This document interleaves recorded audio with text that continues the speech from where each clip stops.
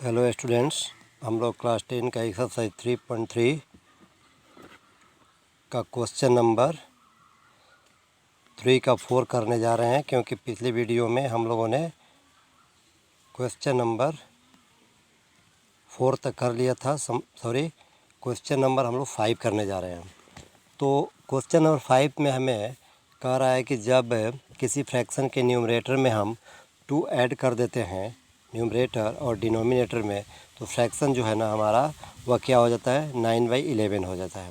तो बच्चों में देखो, सबसे पहले फ्रैक्शन की बात आती है, उसमें हमें न्यूमरेटर चाहिए और डिनोमिनेटर चाहिए।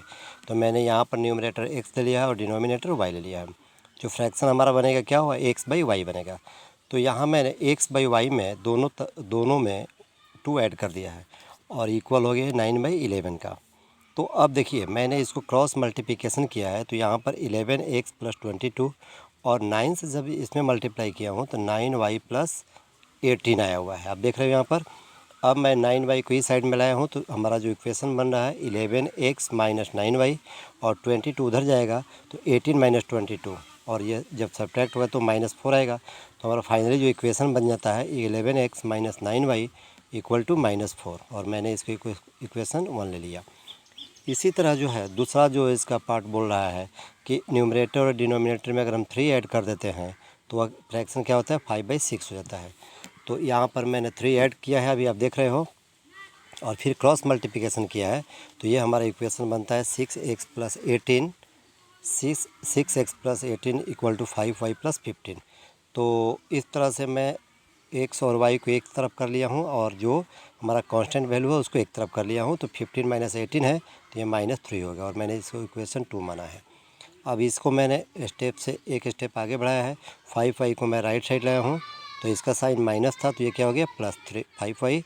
इस तरह से इक्वेशन को जब हम और एक स्टेप आगे बढ़ाते हैं तो -3 + 5y/6 हो जाता है, और इसको मैंने इक्वेशन 3 मान लिया है।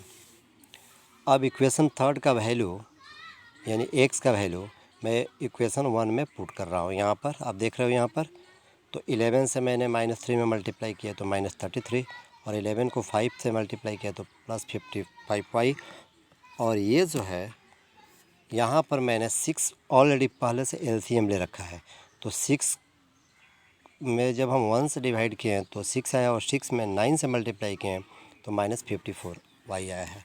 इस तरह से 55 में से जब 54 सब्ट्रैक्ट किया हुआ है तो y आया है, और -33 उस साइड में आ गया तो इसका साइन प्लस हो जाएगा। तो ये -24 यानी 6 में -4 को हम मल्टीप्लाई किए हैं बच्चों, क्रॉस मल्टीप्लिकेशन है ये।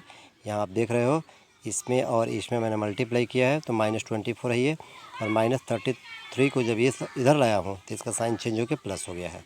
तो इस तरह से y का वैल्यू जो है वह क्या आ गया, 9 आ गया। अब y का वैल्यू मैंने इक्वेशन 3 में पुट कर दिया है, तो x का वैल्यू जो हमारा है यहाँ पर 7 आया है। आप देख रहे हो ये कैलकुलेशन। इस तरह से जो फ्रैक्शन हमारा है x/y है, तो इस तरह से मैंने x का वैल्यू 7 और y का वैल्यू y लिया है, तो हमारा फाइनली जो आंसर हुआ ये 7/9 हुआ। मुझे उम्मीद है बच्चों कि ये क्वेश्चन आपको समझ में आया होगा। इस एक्सरसाइज का लास्ट क्वेश्चन है 6 नंबर, और इसमें कह रहा है जैकब जो है अपने बेटे के एज से यानी 5 साल बाद के एज से वह क्या है, 3 टाइम्स है। तो यहाँ पर मैंने जैकब का एज x माना है और उसके बेटे का एज मैंने y माना है। तो अब 5 ईयर हेंस कह रहा है, हेंस मतलब होता है बाद में। तो आज मान लो जो आपका एज है उसमें 5 साल बाद आपका एज क्या होगा, यानी जो आज के एज में आप 5 ईयर्स ऐड करोगे। तो यहाँ मैंने जैकब का एज x लिया था, तो मैंने उसके एज में 5 ईयर्स ऐड कर दिया, और बेटे के एज में भी 5 ईयर्स ऐड कर दिया। लेकिन यहाँ कह रहा है कि नहीं, मैं बेटे के एज का 3rd टाइम हूँ, तो यहाँ पर मैंने 3 से मल्टीप्लाई कर दिया है। तो जो इक्वेशन हमारा बना x + 5 = 3y + 15, मैंने 3 से मल्टीप्लाई किया, तो 3y को मैं इस साइड में ला रहा हूँ, तो x - 3y = हमारा क्या हुआ, 10 हो गया। ठीक है, 15 - 5 10। अब मैंने इसको इस साइड में सॉल्व किया है, आप देख रहे हो यहाँ पर। तो अगला जो कह रहा है कि आज से 5 ईयर्स मतलब कि एगो, यानी आज से 5 साल पहले बेटे का एज का 7 टाइम्स हो। तो मैंने बेटे के एज में क्या किया है, मैंने 5 ईयर सब्ट्रैक्ट किया है, फादर में भी सब्ट्रैक्ट किया है, और बेटे के एज में 7 से मल्टीप्लाई कर दिया है।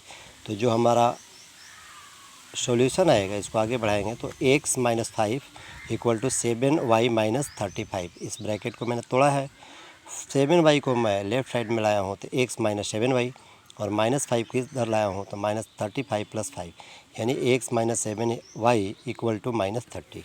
अब देखो बच्चों, मैं 7y को राइट साइड में लाया हूँ तो इसका साइन प्लस हो गया है। इस तरह से हमारा जो इक्वेशन बन रहा है अब यहाँ पर x equal to minus 30 plus 7y, और इक्वेशन थर्ड मैंने मान लिया। इस x का वैल्यू मैंने इक्वेशन 1 में यहाँ पर पुट किया है, x का वैल्यू मैंने रख दिया है माइनस 30 प्लस 7y, और माइनस 3y पहले से था ही, इक्वल टू 10। 7y में से 3y सब्ट्रैक्ट हुआ है तो 4y, और माइनस 30 इधर आके ऐड हो गया तो ये कितना हो गया, 4y इक्वल टू 40। इस तरह से y का जो वैल्यू होगा वह क्या होगा, 40/4 10, यानी जो सन का एज है वो 10 ईयर्स है। अब y का जो वैल्यू है मैं इक्वेशन थर्ड में रखता हूँ, तो देखो इक्वेशन थर्ड हमारा यहाँ है, तो माइनस 30 प्लस 7 इंटू वाई, तो y का वैल्यू क्या है यहाँ पर 10 है। 10 में मैंने 7 को मल्टीप्लाई किया है तो 70 हो गया, और 70 में से ये 30 सब्ट्रैक्ट हुआ है बच्चों तो 40 ईयर्स, यानी जो फादर का एज है वो 40 ईयर्स है और सन का जो एज है वह 10 ईयर्स है। इस तरह से बच्चों ये हमारा एक्सरसाइज आज समाप्त होता है।